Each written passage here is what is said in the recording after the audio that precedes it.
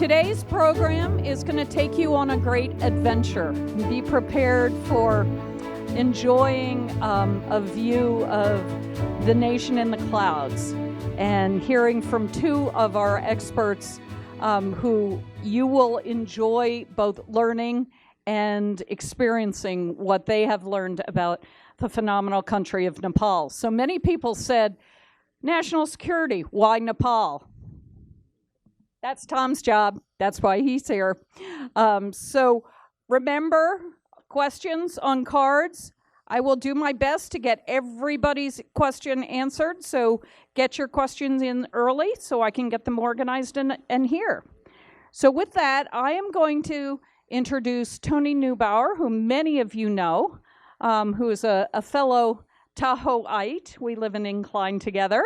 And Tony is going to introduce Tom, but also to give some perspective from her ideas at the end of the presentation about how people can get involved and how working with communities on the ground really helps influence and build national security. So with that, Tony.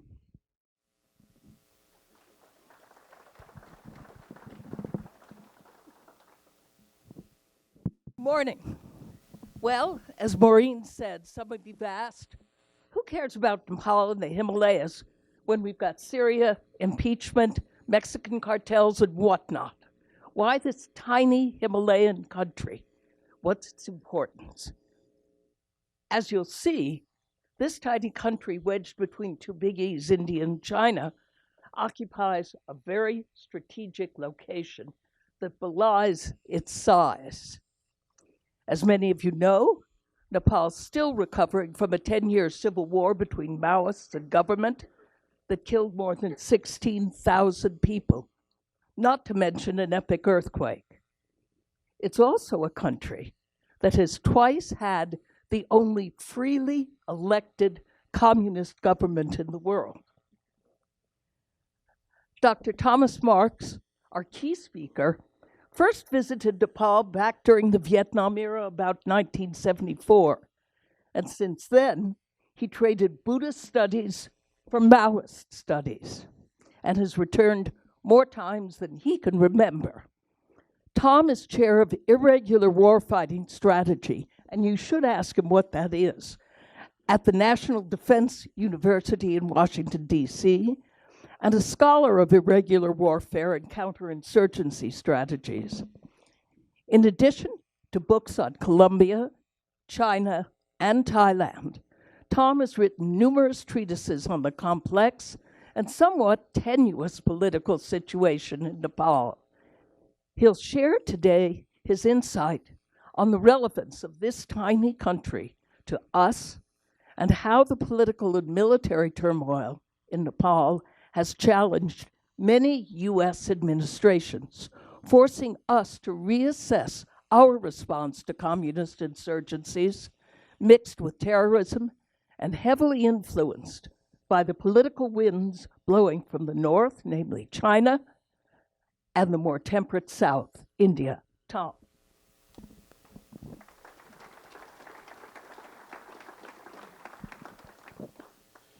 It's a great pleasure to be here. And as a civilian academic who is teaching at a government institution, of course, I'm required to say that anything that you hear obviously comes from me and does not reflect government position. With that said, though, it is in fact the role of our government and its involvement in foreign countries which led to the fact that I am talking about the situation that I am. That is, I went in the Army at 17 during the Vietnam War, and my entire life has been devoted to trying to understand that conflict. My father went to Southeast Asia. I went to Southeast Asia. My youngest brother in a family of 6 went to Southeast Asia. And always the question was, why is there this upheaval This led rather naturally to other countries which have experienced something similar. Nepal is one such country. We're not going to go into great depth on the Maoist insurgency, but of course it colors everything we are going to discuss. You can see the topic here. We are looking at the relationship between Nepal and communism, because today, in 2019, Nepal not only is a communist state, but openly promulgates the position that they are the only truly authentic, successful Marxist-Leninist movement in the world. And while they freely state that they need to learn from others, they also claim that we, little Nepal, have a great deal to teach other countries. Nepal, of course, in much of its terrain, looks a great deal like up around incline I was noting while I was coming down from the hills. My own work in the field could not have been carried out without individuals such as you see at the right, a former Maoist battalion commander, obviously woman. They have served as my interfaces in the hills. The hills, of course, are subject to a variety of change, just as in climate, one morning you'll be dealing with something that looks like today, up around Lake Tahoe. By the afternoon, as we were on this research trip, you'll be dealing with something else. All of this impacts upon the people. And as we'll see, it is their efforts to deal with the changing world and the world in which they live, which has led to the position of communism within that state. All of my recent research has been dealing with 100% Nepali-speaking populations. So I want to emphasize that I could not do anything as a professor were it not for my cultural interfaces such as you see here. Two young ladies whom I have known through their families since they were in the single digits in age, who ultimately became educated up through MA level, went to work for INGOs, and consistently facilitate the work of the man they know as Uncle Tom. That is, they take leave and they serve as my translators and as my cultural guides. This is doubly important because you're going to see that there are a lot of sharp edges in what we're discussing. And one of the things that baffles us as foreigners is that nothing you're going to see has affected us. Nepal remains the most marvelous of tourist destinations. When there are heads being cut off and bodies being mutilated, that is Nepalis doing crimes against Nepalis. And when I am threatened, as I get too close for comfort to the realities of the country, I'm not threatened. People such as you see here are threatened. And they are told in Nepali, if this goes south, you know where everything is going to come home to roost. If you look at Nepal, you can see in this topographical map a country which is essentially a rectangle. It did not become what we call Nepal until the time of the 7 Years' War, that is what we call the French and Indian War. Nepal, though, was much larger. If you look to the left, if you look to the right, if you look to the south, all of this territory was Nepal at one point in time.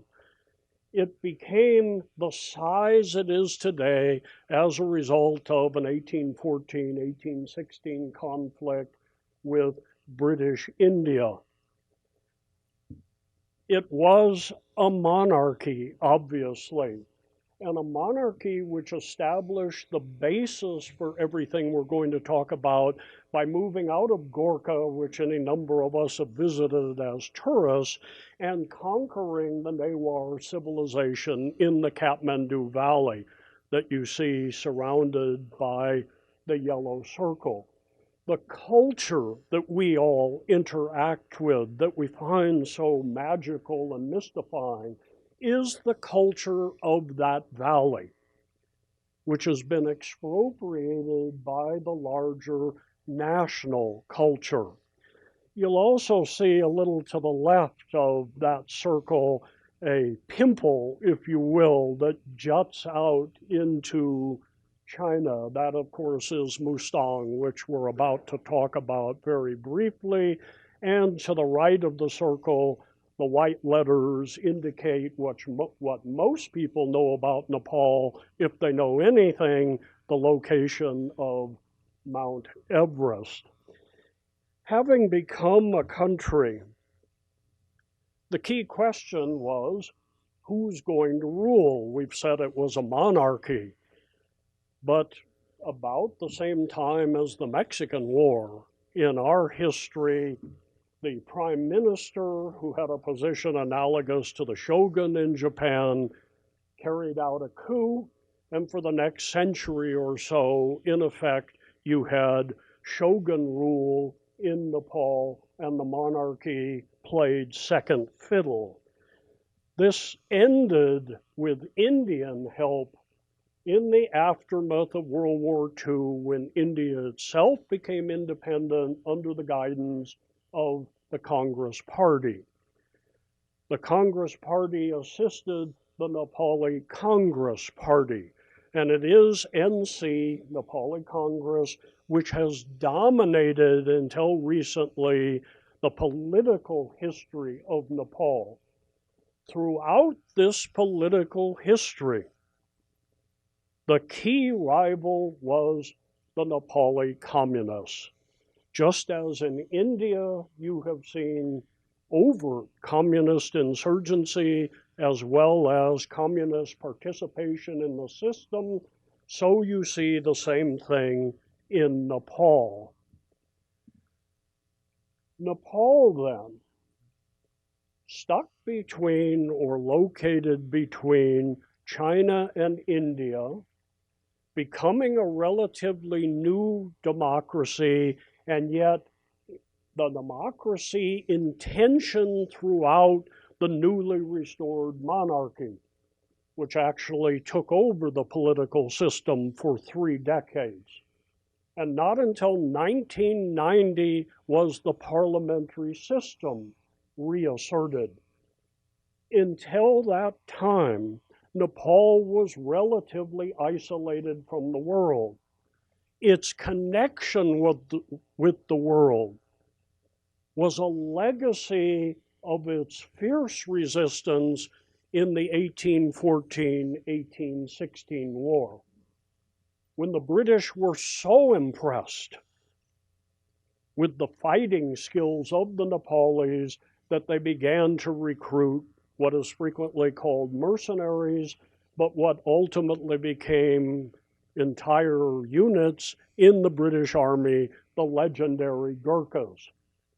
In the aftermath of World War II, while everything we're discussing was going on, and while the communists are contesting politics within Nepal, the linchpin of the British resistance to communism in Asia was Nepalis serving in the Gurkha units. Gurkhas, of course, had fought in World War I, fought in World War II. They have been in every conflict up to the present that Britain has been involved in. They were also involved through what stemmed from the conflict that grew out of the position of Mustang that we highlighted, that I said looks like a pimple. This is Mustang, which remains a semi-autonomous Tibetan principality, which is a part of Nepal. When China took over Tibet in 1959, the Dalai Lama fled to India. He did not flee to Nepal, but the resistance to that takeover, spearheaded by the fierce Khampa tribesmen from eastern Tibet, set up their base areas in Mustang, facilitated by the CIA. Relations between independent India and China went south, as we say, and of course, by 1962, you had a very fierce war. India ended up on the short end. This matters for our story because key units that were mauled in that conflict were comprised of Gurkhas. Not only Gurkhas, but Nepalis who came from Rukam and Rolpa district in the Midwestern hills, who were captured and indoctrinated and returned with their beliefs to feed into those of the then struggling Nepali Communist Party. Ultimately, in a process we're not going to talk about here, communists engaged in several episodes attempting to overthrow with violence the political system. While the main communist movement decided, been there, done that, and remained within the parliamentary system, its extreme left wing, the Maoists, broke out and on the 13th of February 1996 formally initiated People's War. People's War not only modeled consciously after the People's War of China, but also upheld one of the great crimes against humanity, the great proletarian cultural revolution, as the epitome, the apex of human political development. This cannot be underestimated in terms of describing how this conflict played out. Because, of course, the Chinese themselves, even today, while they keep Mao Zedong on the money and continue to honor him, don't want to talk about one of his greatest crimes, which was the Cultural Revolution. In effect, declaring that all existing systems of social stratification were illegitimate and the masses had to speak. And they did this, of course, by attacking everyone who was in a position of authority, whether you're talking about high school teachers or whether you're talking about government officials or simply local notables. Now, a simple answer to the question, why was there an insurgency? Why would the Maoists or anyone else be able to get people to join with them? The answer lies in what you see here. What is Nepal? How do you ever achieve a surplus which allows a country to move from an agricultural basis to an industrial basis, much less a service basis? The country at the time we're talking about, which is just several decades ago, was 90% rural, 80% earning a living directly through agriculture, and the rest, by and large, tied to the processing of agricultural products. 1/8 of the territory was the Himalayas, which you see packed with snow here. The remainder is exactly the area of Virginia, the only area where you can achieve economy of scale, so to speak, where you can actually get agricultural surplus is in that narrow strip in the south, which was all that Britain allowed Nepal to keep in the flatlands after the 1814 war.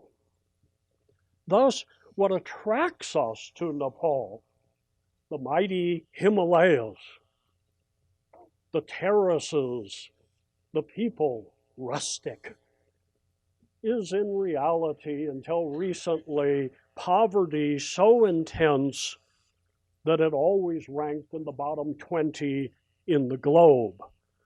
Poverty dramatically reinforced by the fact that this was a Hindu society built upon caste. Therefore, by birth, some were positioned to get more than others. People desperate for a solution to the societal position in which they were born. Poverty, injustice, corruption. Communism was offered as one solution among many, and it is fundamental to this case and our relations with all other such cases to realize that solutions are advanced by the elite, however defined in a society. One can think of it as the solutions are advanced by the politicians. They attempt to advance an alternative view which is going to solve the problems of the people. They challenge the legitimacy of the existing order. In any movement, such as the Maoist movement here, the masses have relatively little knowledge of what we would call the party platform.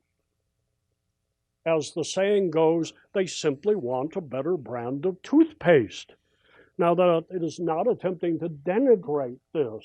It is to say that any such organization has leaders who are ideologically fluent and are attempting to indoctrinate, to teach, to get buy-in from the followers concerning vocabulary and ideological framework. The result, then, is that until the end of 2006, even as any number of us were visiting Mount Everest, hiking around, Nepal was absolutely convulsed in the conflict which Tony has indicated earlier. The number of dead, approaching 18,000 now as they continue to count, pales next to the number who were mutilated, tortured, and forced to dislocate. This has been dramatically underestimated.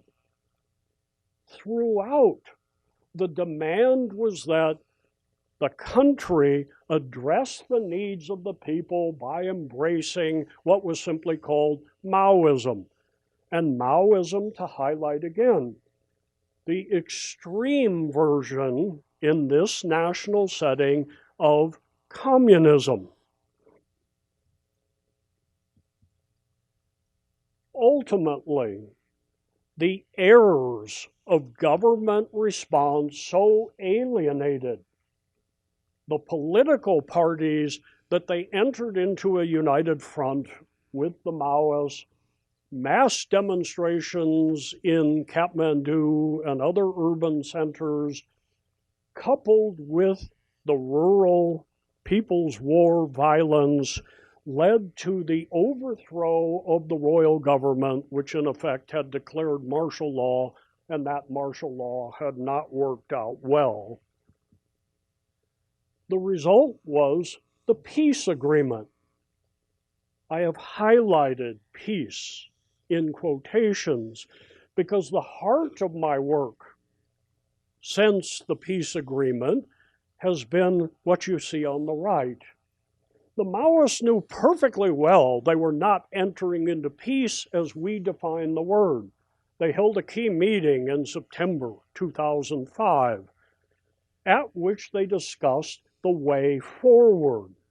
We have control, they said, the leaders, of 80% of the population, but we're not only stymied, the government is being reinforced by all of its supporters, Britain, the United States, even India.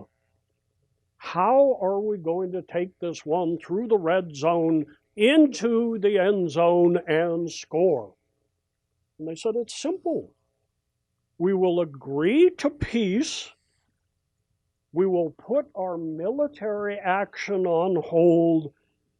We will move key elements of our People's Liberation Army into a political support group, the Young Communist League, and they will continue to engage in what they called support for the revolution, but we would call terrorism. This, of course, is what absolutely turned Nepal upside down in the next decade, which any of us who were visiting could not help but encounter because the level of violence, again, Nepalis against Nepalis, was so intense. Throughout this, if the government met, the government would say this has to be the foreign hand. This has to be China supporting them, or this has to be even India supporting them since the communists are in the Indian system. In reality, of course, this had sprung from below, and a political movement, albeit one using violence as one tool, had reached a point where it could make decisive demands on the system. The result, of course, is that imagine any election with which you have been involved.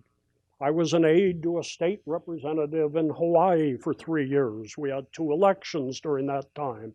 We won them both. I had to manage the campaigns, figure out the issues, how to reach the voter. How much easier it would have been to defeat the opponent if I could have been allowed to assassinate him. And that is exactly, don't quote me, that is exactly what you see going on here. The result then is that the early votes that were held, of course, were dominated by the Maoists because the voters were controlled by the Maoists.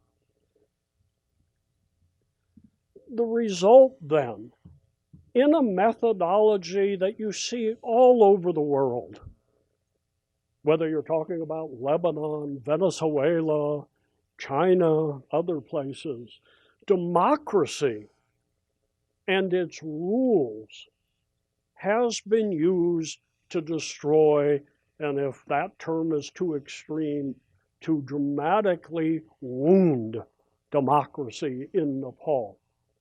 According to the Economist Intelligence Unit, Nepal is in the 3rd tier of 4 when you look at classifying countries as truly democratic at the top and not democratic at all at the bottom.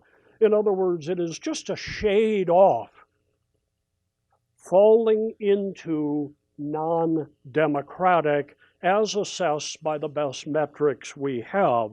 And I agree with that assessment, and you will find it in my own academic work.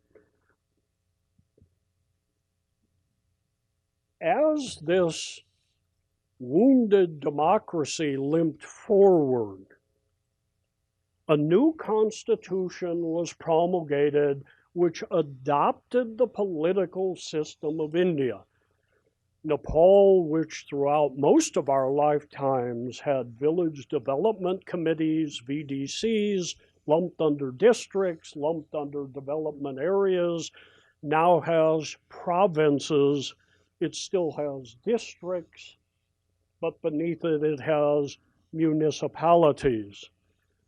The Maoists, in a very astute move, agreed to reunite with the larger communist movement.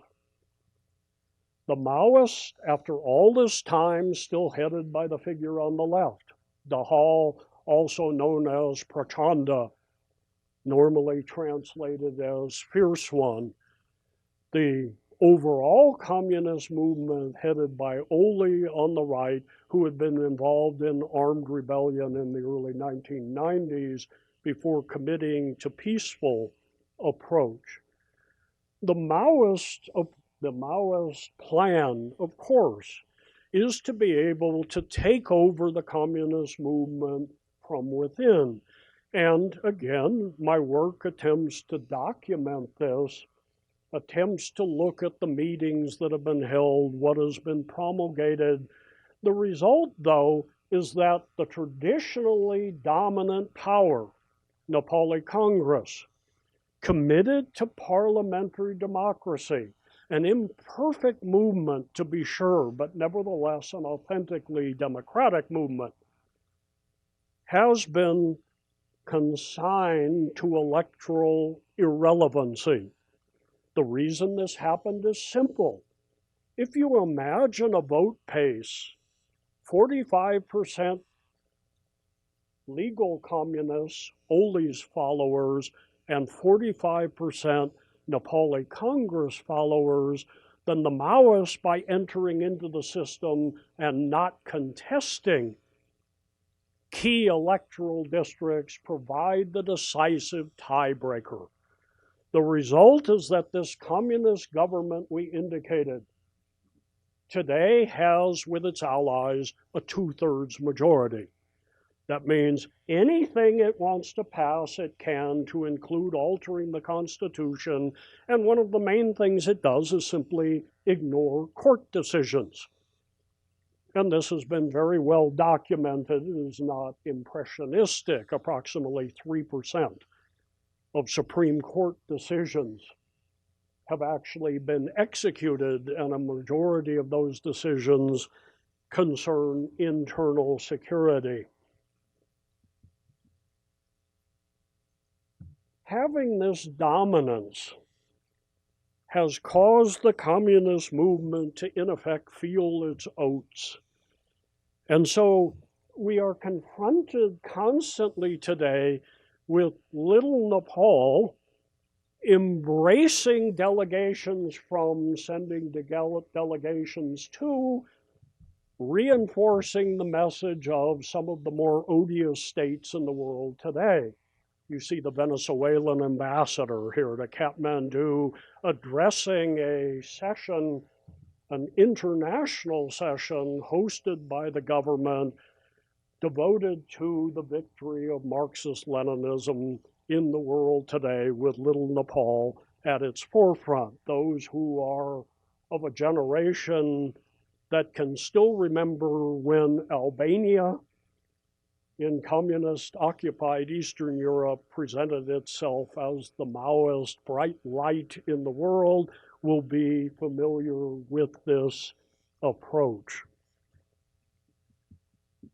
China, which has not backed, in terms of war fighting, the communist movement, has extended the strategy that we simply call Belt and Road to Nepal, just as China today controls completely in decision-making Cambodia, is well on its way to doing so in Sri Lanka, Pakistan, and others.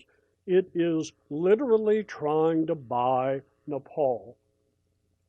And this is quite possible because in a country where to have an absolutely great job is to make $500 a month, to have a superb job is to make $1,000 a month, the Chinese can offer slices of the action which run into the millions. Beyond this, one has the very pernicious effort that the Chinese have devoted extraordinary effort into sending delegations which hold sessions, closed sessions, to teach the Nepali Communist Party to do what communist parties need to do to truly be dominant. In other words, they are endeavoring to teach the Nepal Communist Party to run things correctly the way the Chinese Communist Party does, as illustrated, of course, by the success of Hong Kong right now.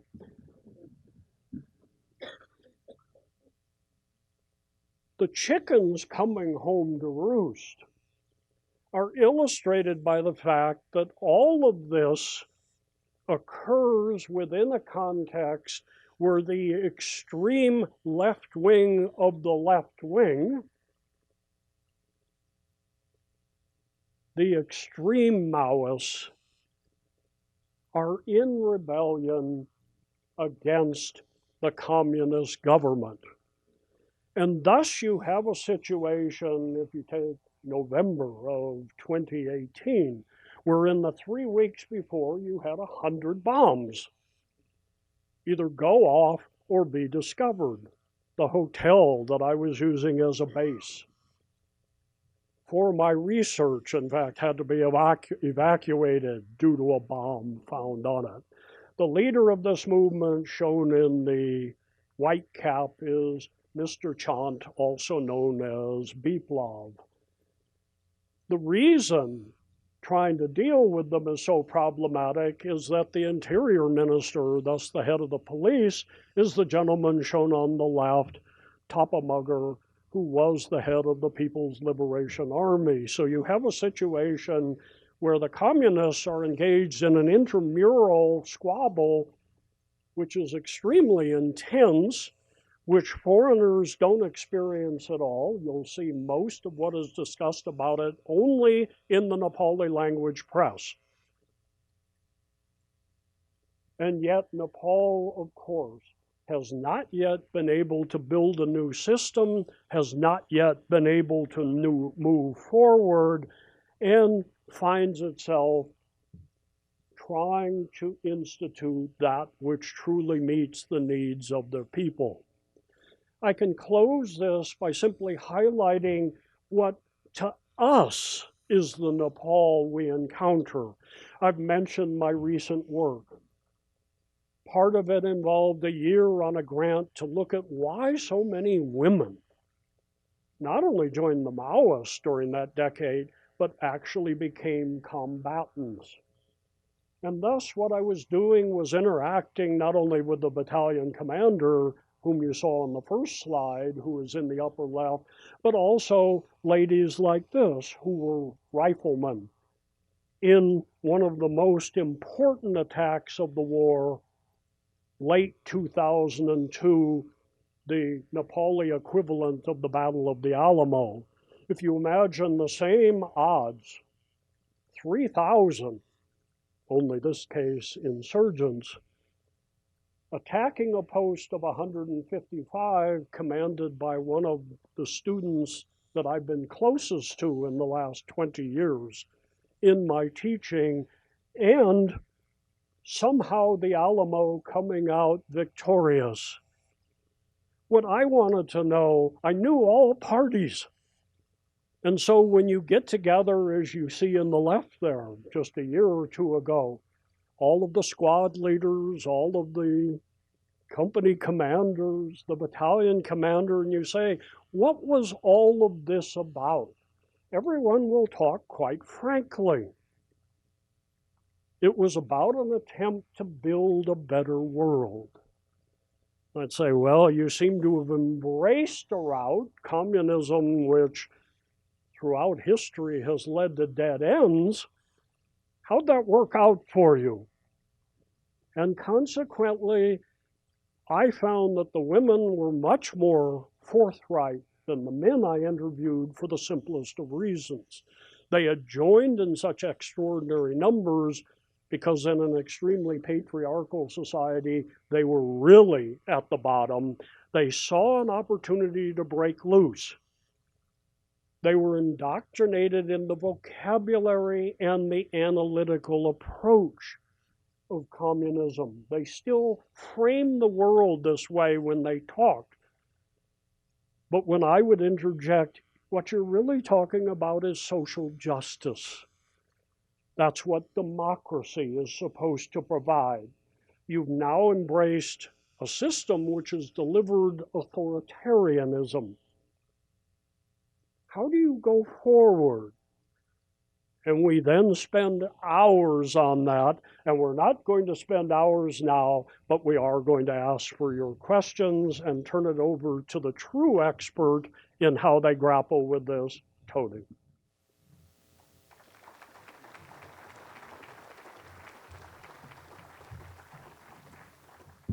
Thank you, Tom, for an amazing presentation.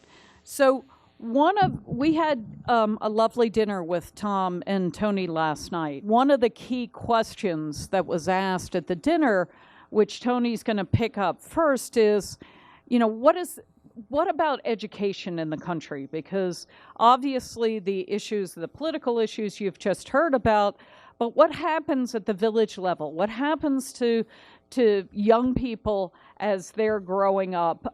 Do they have the ability for an education that's different than what they've been exposed to potentially from the Maoist and the other communist parties? So with that, I'm going to turn it over to Tony to talk about some of the programs, just briefly, about what's gone on in efforts to work at the village level through special programs that are focused on education and national security.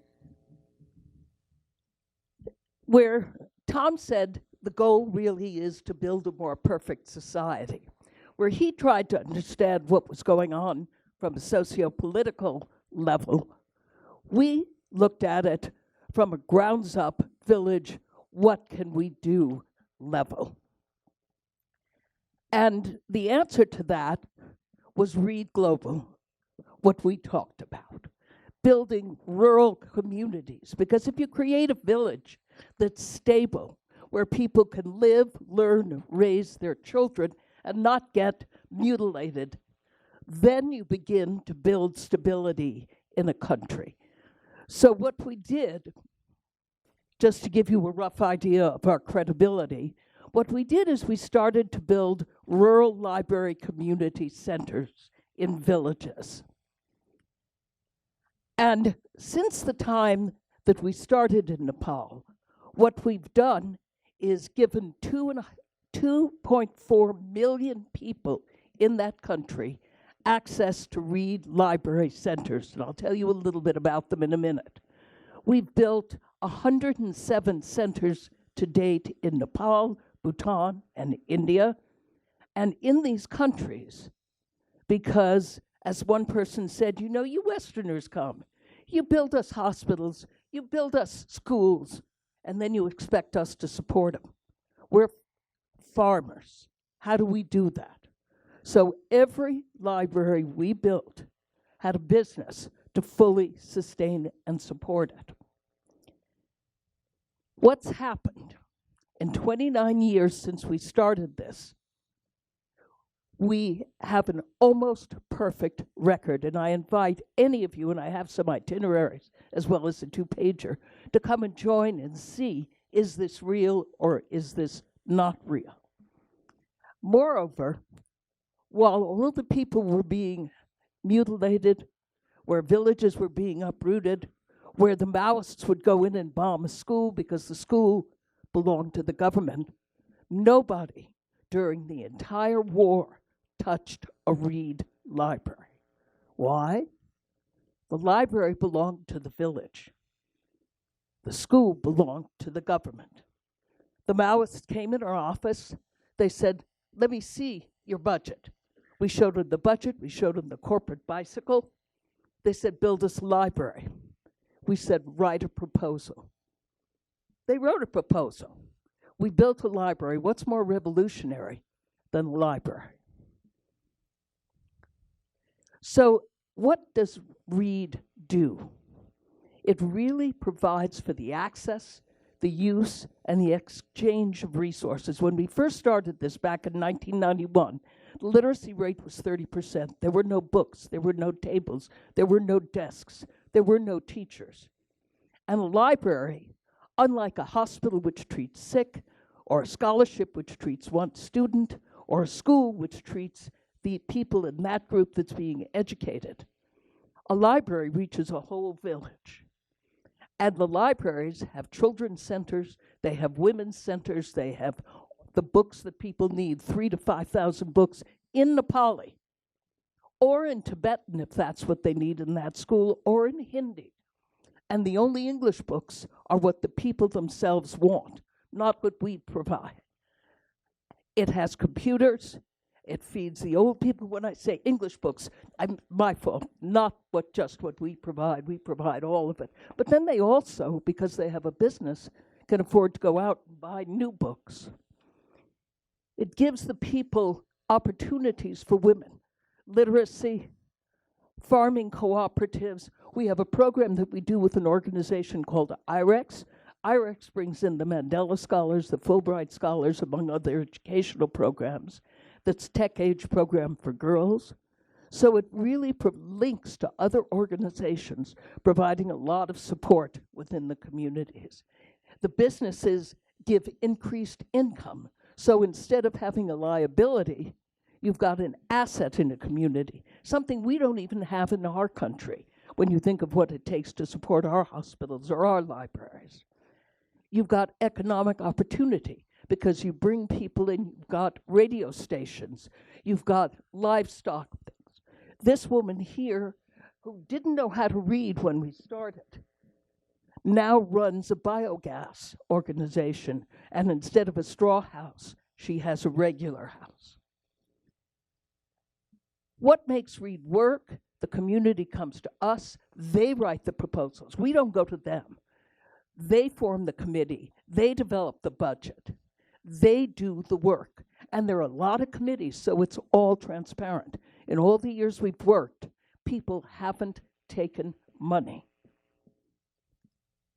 It also trains the communities to solve problems, with READ providing training and with the village providing training, because they can take over their own things. And it provides access to resources that a normal village would never have. So this is just one example of what one group of people, in this case, we started it as the nonprofit entity of our travel company, Myths and Mountains, and there's a 2-pager if you want to read it. But it's one example of what people can do to help, and it has made a huge difference. In Nepal, you've got 67 libraries from one end of the country to the other, up and down, plus the businesses, plus the income. So I share that with you. It's the answer, one answer to how do you prevent communism in a country. Thank you. Excellent. Thank you, Tony. So, Tom, I'm going to give you a few quick questions that I think will help put all of this in context. So, Tony, if you could just hand him the microphone. The first is really a question a little bit more about the demography in Nepal. So could you explain what the religious orientation is in Nepal, and how is that squared with communism, which most of us believe is at odds with formal religion? In answering the question, I will immediately point out you're in trouble. I again have the mic, and so I'm sure you'll hear a number of answers to this. But the simple question is that communism always plays itself out within the particular national culture, which is dominant. In Nepal, that is Hinduism. And thus, while communism started out being quite overbearing in its secular orientation, increasingly it moderated its overt message to the extent necessary to recruit manpower. Thus, you have the classic little tradition, that is Hinduism, Buddhism, even Christianity, with all of their rituals, very vibrant. At the major tradition level within the movement, you have secular dominance. Thus, you have politicians trying to find a way to institute what they see as authentic Nepali communism, even as the manpower continues to allow Hinduism to guide its life. But I will also throw in immediately a good portion of the population, as much as half, belongs to other communities which, even though they embrace Hinduism, nevertheless fall outside the Hindu caste system. Thus, you have the very challenging situation of, in effect, double blind occurring, where you're asking how communism can interact with a Hindu society, but then you're also asking how many Hindus who pursue different traditions, just as we do frequently within Christianity, can interact with each other. Right. Okay. So that was an easy question. So now that we've moved on from religion, let's talk about the economy. What is the basis of Nepalese economy now? We hear a lot about the tourism industry and the role that the climbing industry plays. You mentioned earlier that it was dominated by agriculture before the revolution. What is the economy based on now? Today, unlike during the decade of war, Nepal's economy has shifted considerably to where the leading source of income is remissions. That is, expatriate labor has become the number one source of money coming back to the country, just as this plays a salient role in the Philippines. You therefore have quite a different dynamic. If you take in order expatriate money, tourism, foreign aid, agriculture, Nepali communism today is trying to come up with a synthesis which is both ideologically authentic, which is enormously important to them, and at the same time works. Okay, so now we did religion and the economy. Now we'll go back to politics.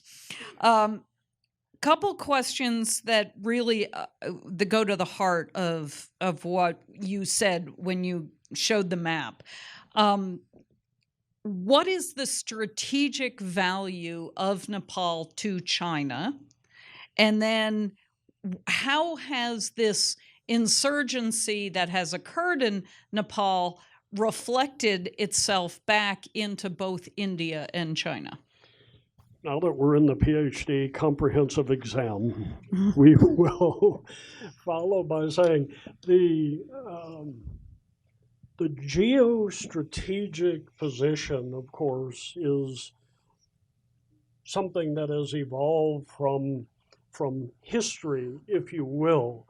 And communism advanced as a solution to internal problems, looks for inspiration even for tangible liaisons with external communism. And thus you see internal Nepali communism doing what we've just said in the previous question, and yet at the same time looking at ostensible models of success.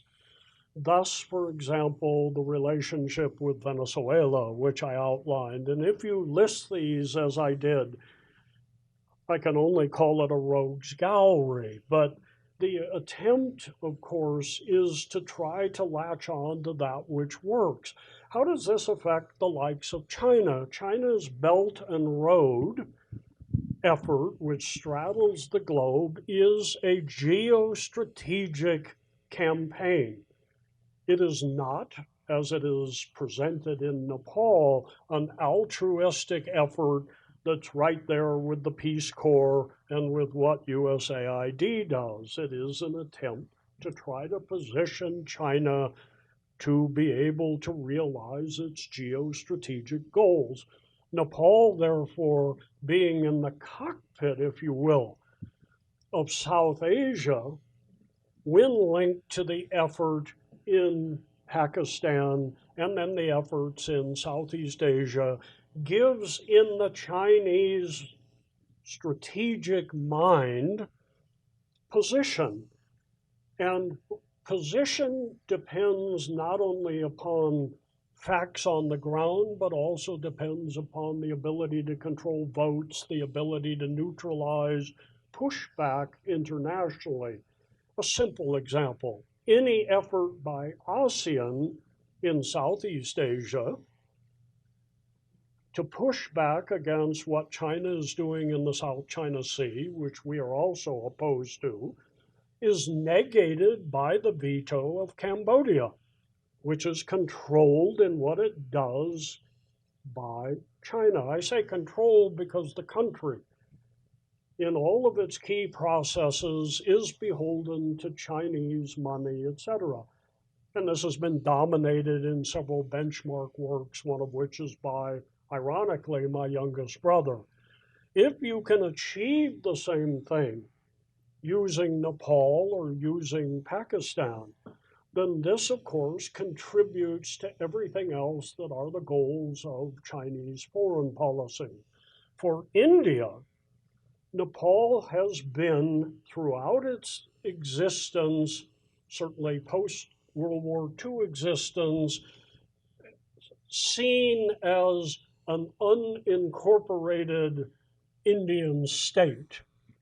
That is, while certain of the Himalayan states, such as Sikkim,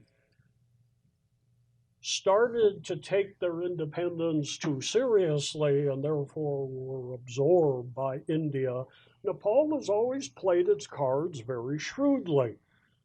And indeed, entering Nepal until approximately 1960 was very perilous if you were doing it overland. It was in the 1950s that the United States in particular helped Nepal conquer the 4 virulent strains of malaria which dominated the Terai.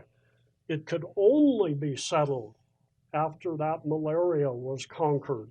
So you had reasons that Nepal remained an isolated buffer, but you now see that buffer status disappearing. And on the one hand, while Nepali communist politicians highlight what they're doing as a way to development, with development achieving something of a demigod status, it trumps all other metrics in discussion. Why are you doing this? Development. Isn't that dangerous? Development. They have put themselves into a very perilous position because India and China, of course, remain quite opposed, even though they both are struggling with some of the same issues. Excellent. Well, thank you both. Now, I have 2 last questions that I'm going to suggest the askers come up and talk to our 2 speakers afterwards because we're out of time. So one surrounded the issue of the role of NGOs in the country. That goes to Tony. Also, questions about the impact of the earthquake. So Tony, those askers can come up and talk to Tony. And the other 2 questions pertain to U.S. foreign policy looking forward. And I'm guessing that, Tom, you couldn't give that answer in they're in less than 10 seconds. So anybody who wants to hear a little more insight from Tom about what this means for U.S. foreign policy, please come chat with him. So with that, thank to both of our speakers for a fascinating presentation, and I look forward to seeing you in December.